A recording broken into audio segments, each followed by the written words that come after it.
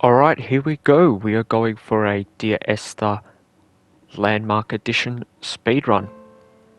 Currently, the world record is about 17 minutes 40 seconds, but unfortunately there's a skip in that console players can't do so.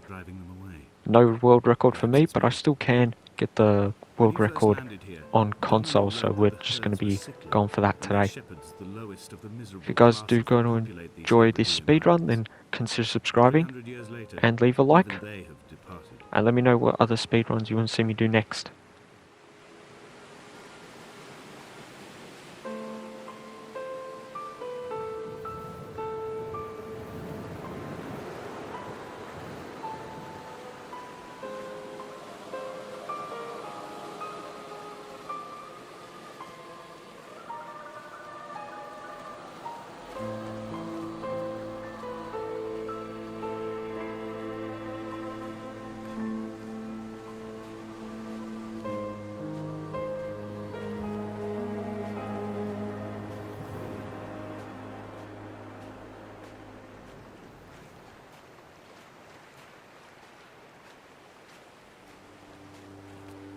When you were born, your mother told me, a hush fell over the delivery room. A great red birthmark covered the left side of your face. No one knew what to say, so you cried to fill the vacuum. I always admired you for that you cried to fill whatever vacuum you found. I began to manufacture vacuums just to enable you to deploy your talent. The birthmark faded by the time you were 6 and had gone completely by the time we met, but your fascination with the empty and its cure remained.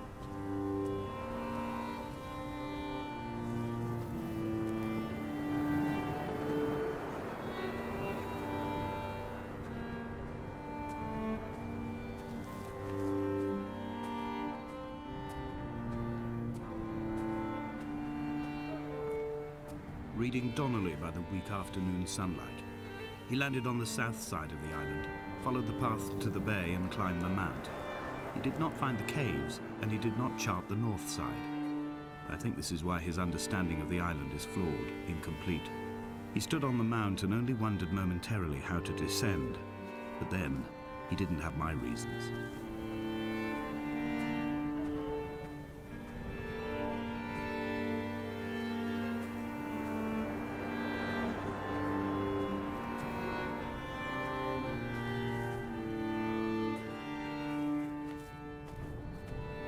When someone had died or was dying, or was so ill they gave up what little hope they could sacrifice, they cut parallel lines into the cliff, exposing the white chalk beneath. You could see them from the mainland or the fishing boats, and know to send aid or impose a cordon of protection, and wait a generation until whatever pestilence stalked the cliff paths died along with its hosts. My lines are just for this: to keep any would-be rescuers at bay. The infection is not simply of the flesh.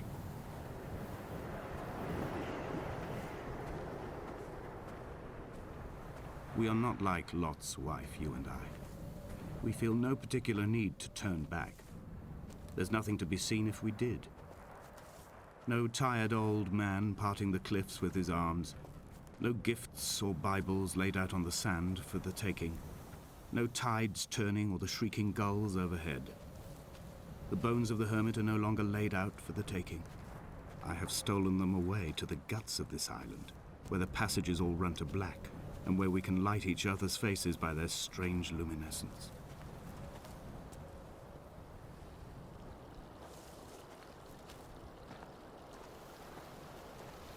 I've become convinced I am not alone here, even though I'm equally sure it is simply a delusion brought upon by circumstance.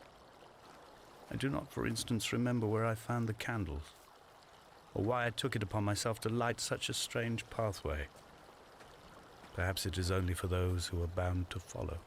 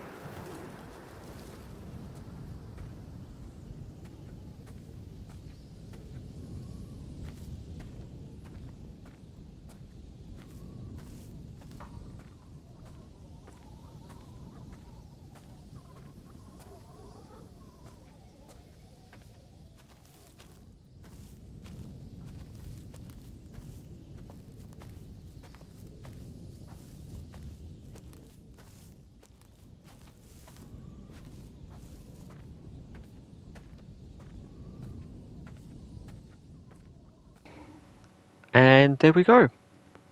The Lighthouse Chapter 1 is complete. Dear Esther, I have now driven the stretch of the M5 between Exeter and Bristol over 21 times. But although I have all the reports and all the witnesses, and have cross-referenced them within a millimetre using my Ordnance Survey maps, I simply cannot find the location. You'd think there would be marks to serve as some evidence. It's somewhere between the turn-off for Sanford and the welcome brake services, but although I can always see it in my rear-view mirror, I have as yet been unable to pull ashore.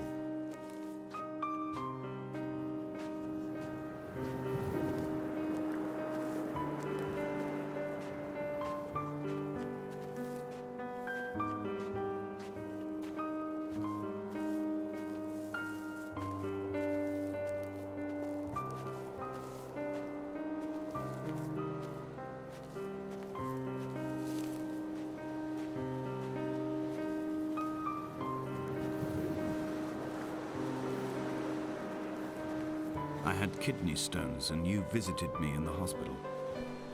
After the operation, when I was still half submerged in anesthetic, your outline and your speech both blurred.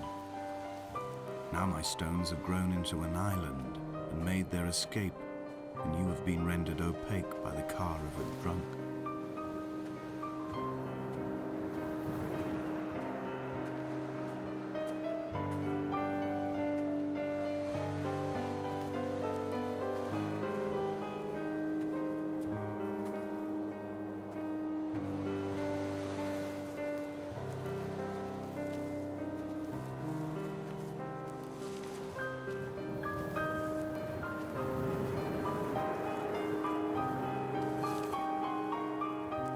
Begun to climb, away from the sea and towards the centre. It is a straight line to the summit, where the evening begins to coil around the aerial and squeeze the signals into early silence. The bothy squats against the mount to avoid the gaze of the aerial. I too will creep under the island like an animal and approach it from the northern shore.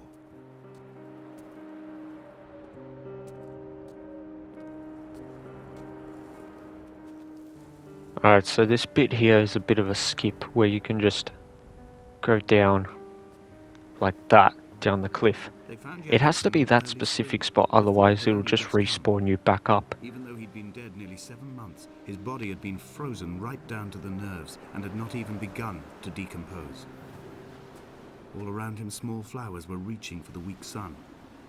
The goats had adjusted happily to life without a shepherd and were grazing freely about the valley. Donnelly reports they hurled the body in fear and disgust down the shaft, but I cannot corroborate this story.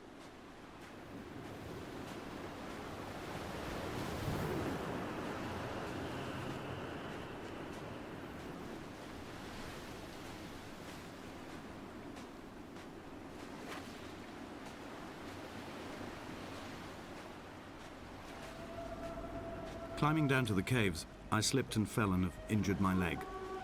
I think the femur is broken. It is clearly infected. The skin has turned a bright, tight pink, and the pain is crashing in on waves, winter tides against my shoreline, drowning out the ache of my stones.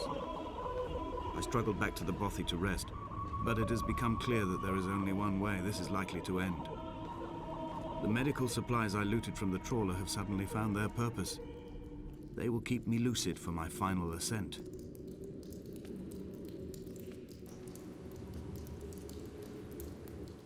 And there we go. Chapter 2, The Boy is complete.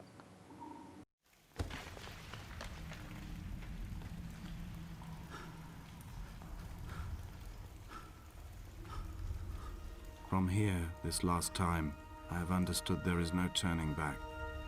The torch is failing along with my resolve.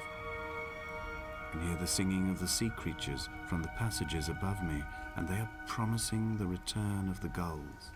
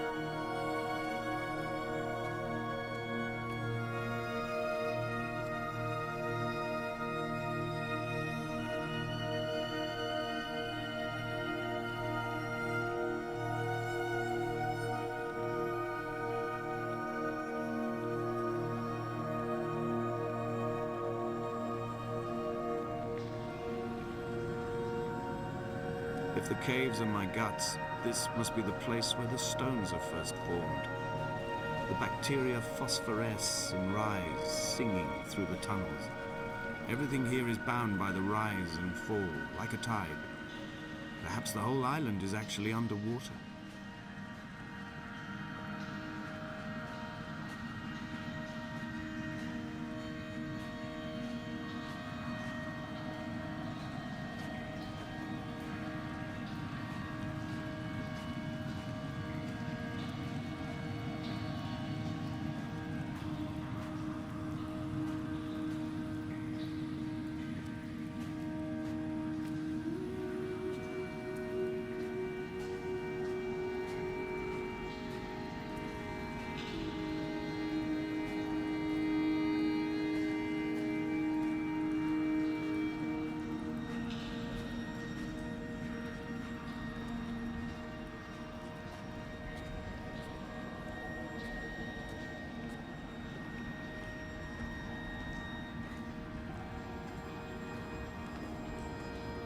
This cannot be the shaft they threw the goats into. It cannot be the landfill where the parts of your life that would not burn ended up. It cannot be the chimney that delivered you to the skies. It cannot be the place where you rained back down again to fertilize the soil and make small flowers in the rocks.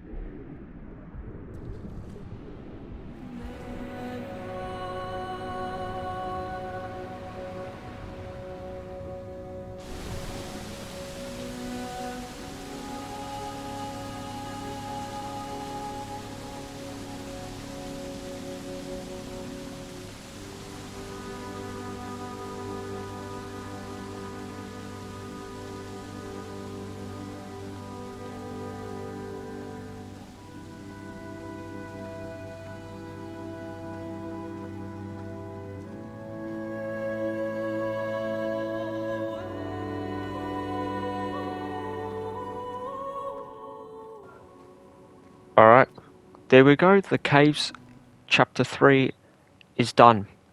Got one more.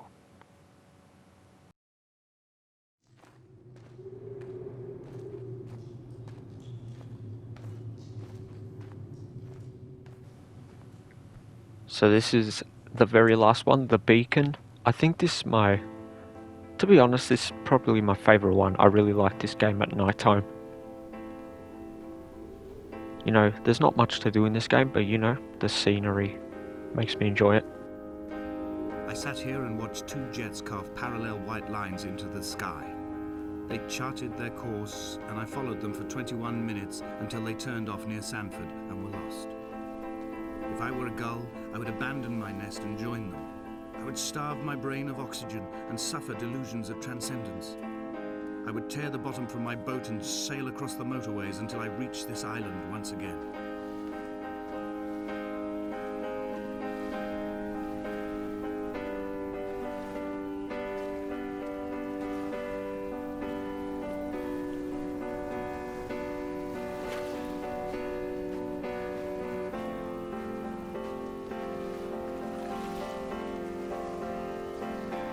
I returned home with a pocket full of stolen ash. Half of it fell out of my coat and vanished into the car's upholstery, but the rest I carefully stowed away in a box I kept in a drawer by the side of my bed. It was never intended as a meaningful act, but over the years it became a kind of talisman. I'd sit still, quite still for hours, just holding the diminishing powder in my palm and noting its smoothness. In time, we will all be worn down into granules, washed into the sea and dispersed.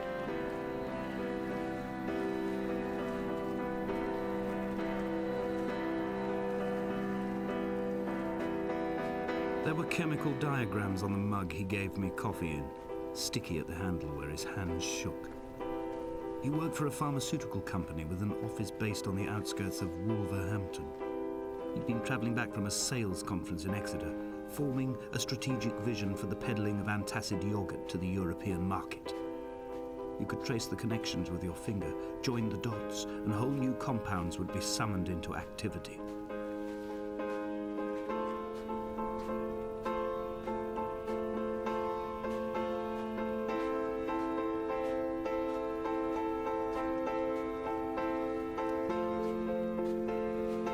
From here, I can see my armada.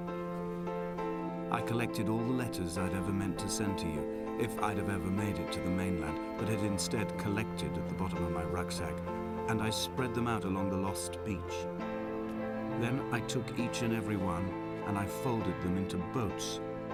I folded you into the creases, and then, as the sun was setting, I set the fleet to sail. Shattered into 21 pieces, I consigned you to the Atlantic, and I sat here until I'd watched all of you sink.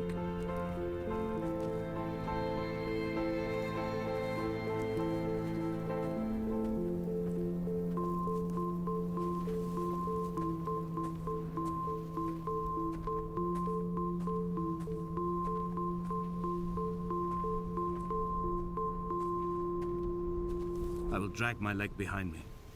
I will drag it like a crumpled hatchback, tires blown and sparking across the dimming lights of my vision. I'm running out of painkillers and am following the flicker of the moon home. When Paul keeled over dead on the road to Damascus, they restarted his heart with the jump leads from a crumpled hatchback. It took 21 attempts to convince it to wake up.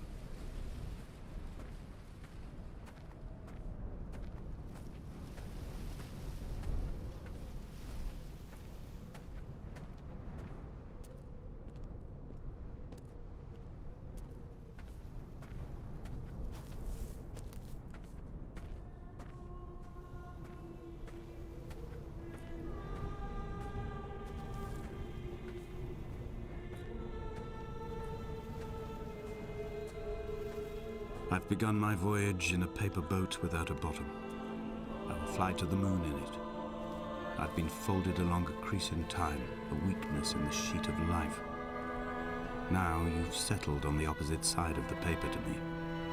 I can see your traces in the ink that soaks through the fiber, the pulped vegetation. When we become waterlogged and the cage disintegrates, we will intermingle. When this paper aeroplane leaves the cliff edge and carves parallel vapor trails in the dark, we will come together.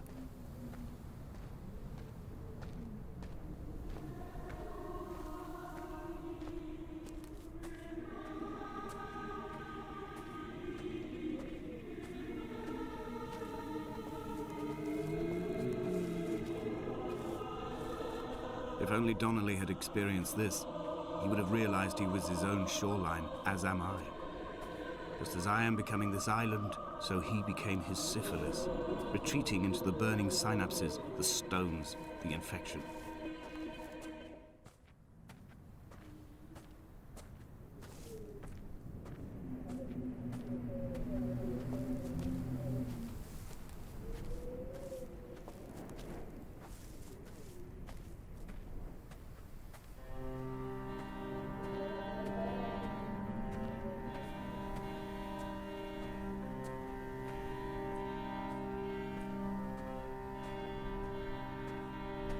The stones in my stomach will weigh me down and ensure my descent is true and straight.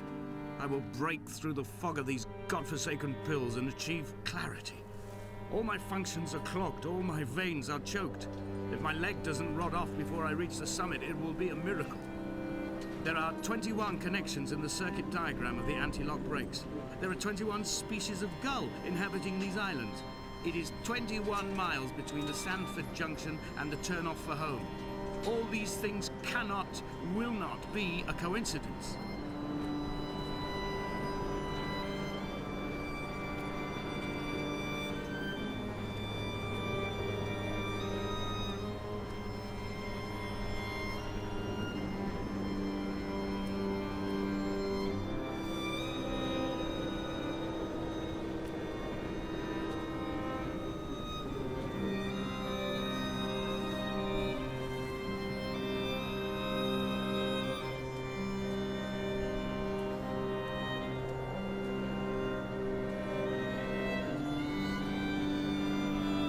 Blind with panic, deaf with the roar of the caged traffic, heart stopped on the road to Damascus, Paul sat at the roadside hunched up like a gull, like a bloody gull, as useless and as doomed as a syphilitic cartographer, a dying goat herd, an infected leg, a kidney stone, blocking the traffic bound for Sandford and Exeter. He was not drunk, Esther, he was not drunk at all. All his roads and his tunnels and his paths led inevitably to this moment of impact. This is not a recorded natural condition. He should not be sat there with his chemicals and his circuit diagrams. He should not be sat there at all.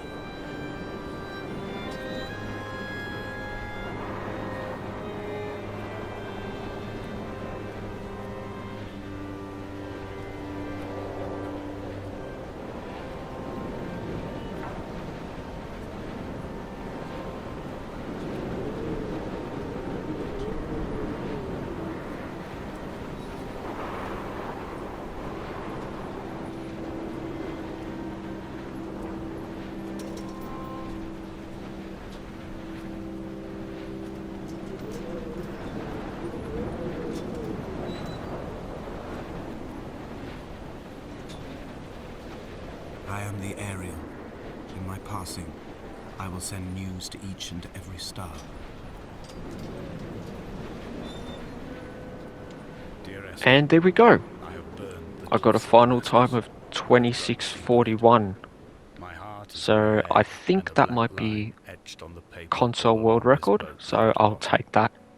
You are all the Like I world said that before, missed couldn't get to the me. actual world record as there was a Eggs skip unbroken that fall like only fossils PC come players can do. together, send small black flowers to the But air. yeah, if you guys want to see me do more speedruns, then let me know.